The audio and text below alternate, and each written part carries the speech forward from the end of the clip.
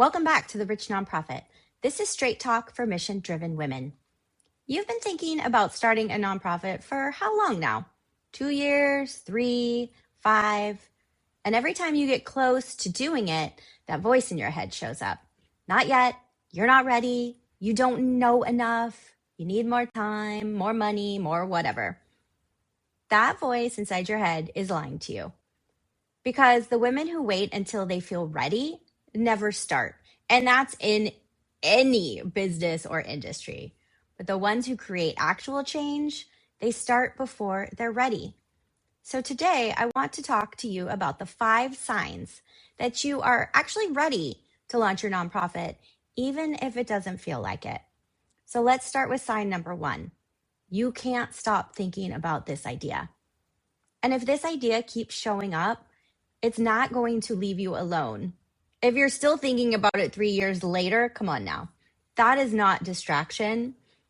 That is your calling, your purpose. Because most ideas will fade away. You get excited about something for a week and then you move on. But this one, it's different. This one shows up when you finally have time to sit quietly.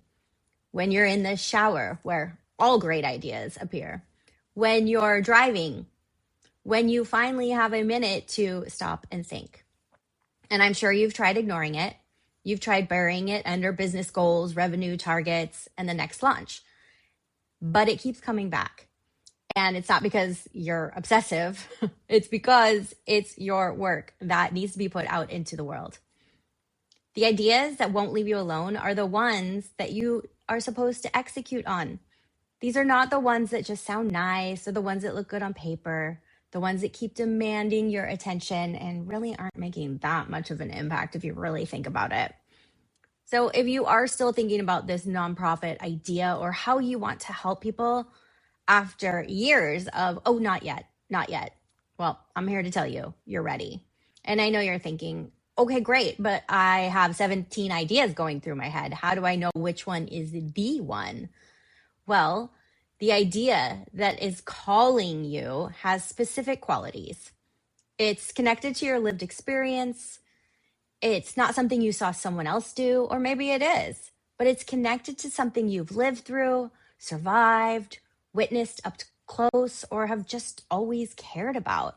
It makes you uncomfortable, not scared, but of course there's going to be fear when you're going to start anything new, but uncomfortable because it requires you to be visible, maybe in a way that you haven't been before, or you haven't really spoken about those beliefs, or you've just kind of stayed in your lane with business.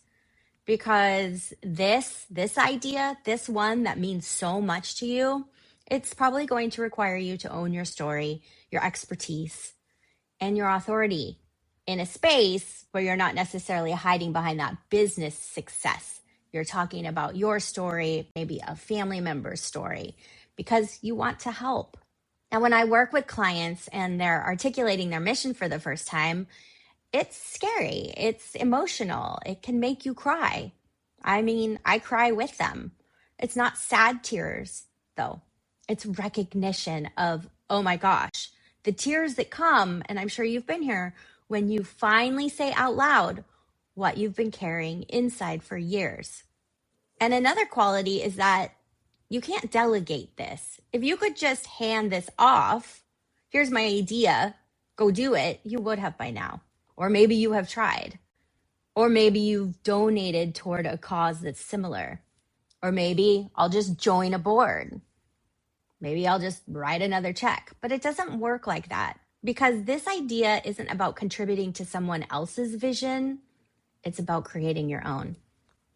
So if you have had an idea like this that won't leave you alone, that's connected to your lived experience, one that makes you uncomfortable, but not in a bad way, in a in the feels way, and one that you don't want to delegate, you're ready.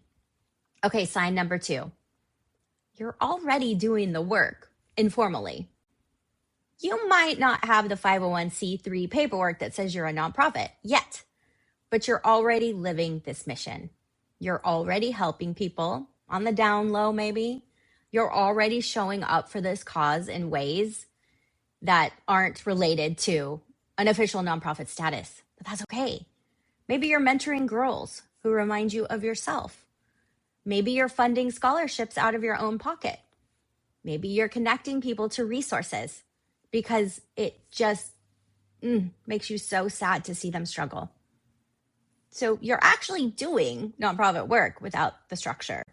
And that is wonderful and beautiful, but it can be exhausting because you're doing all of this volunteer, if you will, work.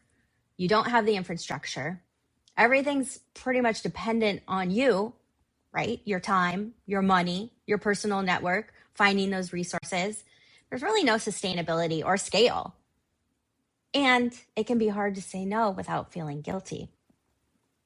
So if you are already doing this work informally, you're ready to create the structure that makes it sustainable and can help more people. That's what we want. We want to create that impact that's going to help more people. And you're not starting from scratch. You're just formalizing what you've probably been doing for years. That's not, I'm not ready. It's overdue and it's time. And, you can spend thousands of dollars out of your own pocket on programs. I mean, that's wonderful. And paying for supplies, donating. How many of us moms have done that? Donate to more schools, giving money for trips, buying equipment, all personally. And you think that you're not ready for a nonprofit, but kind of you're already doing it in that you are helping people.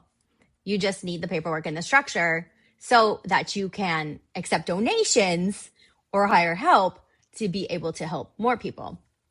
And to me, you're already doing the hardest work, which is showing up and doing it, being there. So we just need to get a structure in place. The paperwork, the board, the banking, it's all doable. All right, sign number 3. You have resources other people don't. Not just money, although that does matter, but connections, experience, a platform, influence, skills, your perspective. You've built a business, you have that network, and you have a reputation. You have access to rooms that most people don't get into. You have relationships with people who could open doors. And you have business skills that a lot of nonprofit leaders would really like to have. And maybe you haven't thought about that, or maybe you think, well, that's not enough. I'm telling you, it is, and it's everything. Most people who want to start nonprofits don't have what you have. They are figuring out how to go from nothing to something. But you're not starting from nothing. You're starting from a foundation that most founders would love to have. Your resources are there, and they are proof that you are ready. I talk to women with 7-figure businesses who tell me they're not ready to start a nonprofit because they don't know how nonprofits work. But you know how organizations work. You know how to hire people. You know how to manage a budget. You know how to make quick strategic decisions. You know how to lead. And those skills are transferable. So you're not starting from zero. And the things you don't know, the nonprofit specific things, well, you can learn those. That's what consultants like me are for. That's what lawyers are for. You don't need to know everything before you start. You need to be willing to learn as you go. Be scrappy, like any good entrepreneur. The people who wait for more resources because they never feel like they have enough, or there's always going to be one more that they need, one more certification, one more connection, one more zero in the bank account, those aren't the people creating change. People who create change work with what they have. They get started. So I think you probably have more than enough to start. If you have business experience, a network, some capital, and a willingness to learn what you don't know yet, you're ready. Sign number 4, you're frustrated by the gap. You see what's missing. You see what's not working. You see the gap between what exists and what's needed to serve communities. And frankly, it pisses you off. It makes you angry. Not in a judgmental way, although maybe. Not like everyone else is doing it wrong. But in someone needs to fix this way. Maybe you've watched girls in your community get tracked into traditional roles when they could be engineers. This is changing, but let me tell you, as a mom who's in a lot of schools, it's still happening. Maybe you've seen women struggle to break into industries that they desperately need to be in because you know they can help change the world that way. Or you've witnessed talent wasted because nobody has created a pathway. And every time you see it, you think, if I had the resources, I would do something about this. If I had the time, I would change that. You do have the resources. And that frustration you're feeling, that's your mission trying to break through. The gap you see isn't something that you're imagining. It's real. Sure, you might wear your heart on your sleeve, but that gap, it does exist. You're not making it up. And the fact that you can't stop seeing it probably means you're the one who is supposed to fill it. And, a lot of people will see a problem and think someone should do something about that. You see a problem and think, I should do something about that. That's not ego. That's leadership. That means you're ready. And I want to be clear about what this frustration can look like because I think sometimes women dismiss it. It can be that moment when you're scrolling LinkedIn and you see another article about a problem in tech and you want to throw your phone because you know how to get these women into more tech roles. It's sitting in a conversation where someone says, well, girls just aren't interested in STEM. And you have to bite your tongue because you know that's not true and that's not the problem. The problem is no one is showing them as they're moving up what's possible. Or it's watching another nonprofit do surface level work. When you can see 3 layers deeper into what that community actually needs and how it can happen. So again, that's not being judgmental or critical. It's you seeing solutions that maybe others don't see or that don't exist yet. You know what's needed. That is your business expertise, your lived experience expertise, recognizing a problem that you are qualified to solve. And if that gap keeps showing up for you, if it bothers you more than it seems to bother other people, that happens to me a lot. If you find yourself redesigning programs while others are talking, you're ready. Sign number 5. And I don't like using the word permission, but it is true that sometimes we women, we just want that permission to jump in and go. Maybe that's why you're listening to this podcast, hoping I will tell you it's time. And here I am telling you, maybe you're reading more books. Maybe you downloaded a PDF about it, learning everything you can, but you're still waiting for someone to say, you're ready, go. Okay, so here, I'm telling you, it's time, go. But it's not about external permission. It's about you deciding. You know more than you think you know. You're more capable than you give yourself credit for. I know you've figured out hard problems before, as well as navigating uncertainty. It's not that you need more information. It's just that you need to make the decision. So again, if you're waiting for someone to tell you it's time, I'll tell you, not because you have it all figured out, but because you're never going to have it all figured out. And that mission you're carrying inside you can't wait until you feel ready. There are people who need your skills. There are girls who need your program, your ideas.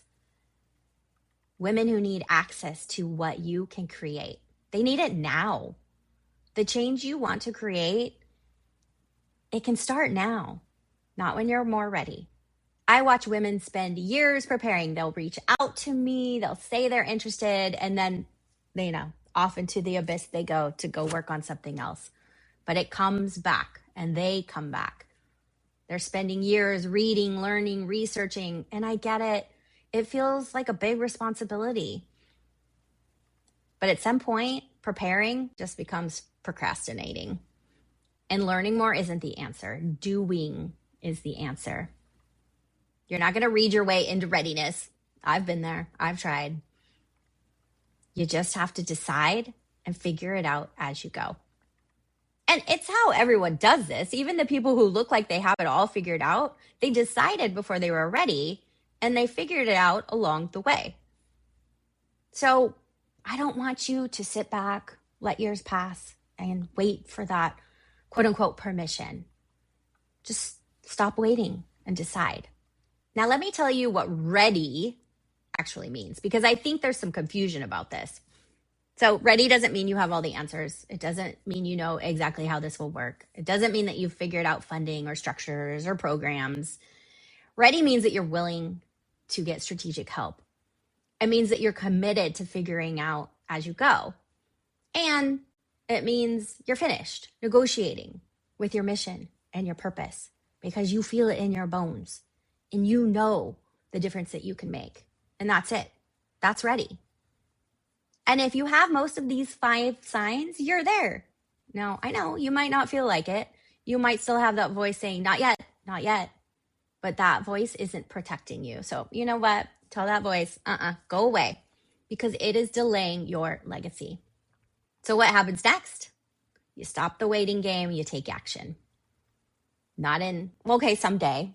I'll put it into the next quarter. No. In like next week, which is what my mentor does for me. No, don't push that out.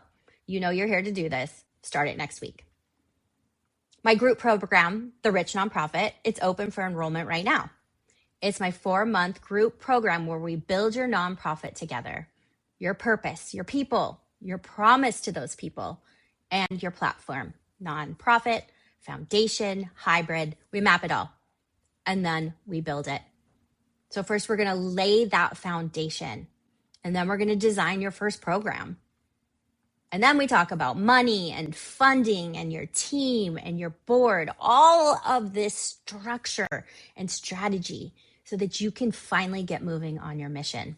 And you're not doing it alone. You're building alongside other women who are just as serious as you are about bringing that mission and vision to life. So the link is in the show notes. Check it out. Stop telling yourself you're not ready. I know you are. You've been ready. You just maybe needed me to give you a little nudge. And that's what I'm here for. That nonprofit, that idea, the impact you want to create that you've been thinking about for years, it's time. I hope to see you inside The Rich Nonprofit. And thanks for being here with me today.